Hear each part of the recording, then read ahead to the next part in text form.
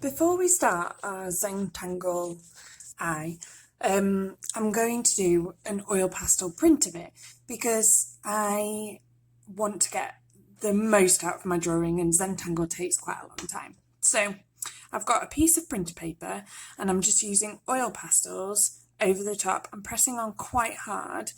If you've got really soft pencil crayon, then this can work with pencil crayon as well, or it could work with graphite. So if you just did it in pencil, so you just coloured your whole page in pencil, then it works. I'm using a few different colours of oil pastel because I just really like colour. You could do it in a pattern, or you could do it in a solid colour and have a monochrome print, but this is just a really nice way of getting a secondary drawing when without any effort at all. You can also use it on top of collage as well. So if you've got a nice dark colour and a nice light coloured collage, you can do it on top of collage. I'm going to wash my hands and clean my area, and then I come back and I place it underneath where I'm about to draw, and I'm placing it face down above it. So I want my oil pastel to go on the back of that print. So place it face down, fold it in and hold it in place with my concertina, and then I can start drawing. So I start off drawing with pencil and just marking out some of the areas that I want to do. And then I go back in with the pattern. Now I've tried, and I don't know how successful I've been with this, to use darker patterns where there are darker areas of tone, and lighter patterns where there are lighter areas of tone. So to do that, I've just tried to make sure that I use patterns with big white spaces where there are lighter areas, and then I've put less space where there are darker areas. And I've used quite a few different patterns, but I kept it quite simple, I think. And one of the things that I did as well was I tried not to have too many straight lines in it. So sometimes when I've used straight lines, I've tried to do them in directional shading, so a little bit like you did with the biro tone and also the pencil tone. And I tried to put some of the shapes in. So I've kept the skull and the pupil quite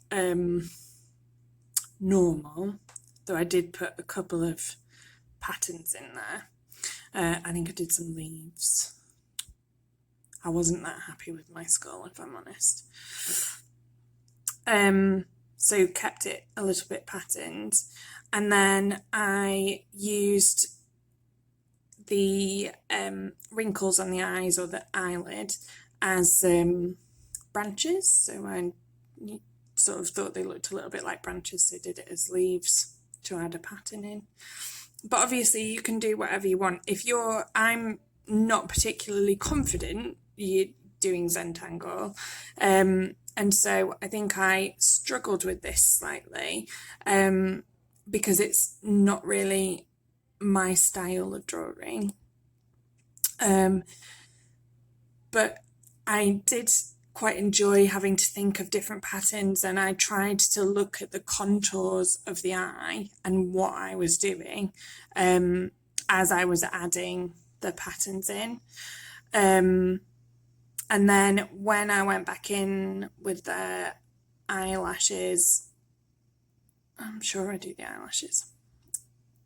When I went back in with the eyelashes, I decided that I would do them just normal. So there are some things that I kept normal. So I kept the skull fairly normal. I kept the highlight where it should be, but then I've just added patterns in different areas.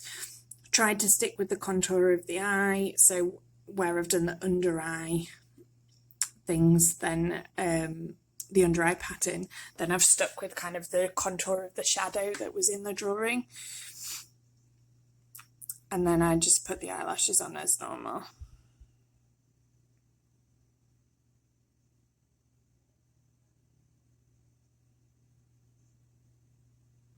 Okay, so just finish this.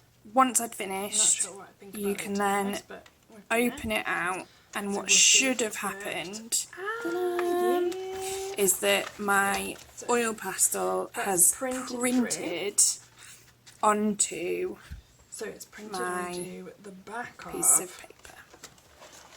So because the oil pastel is a little bit,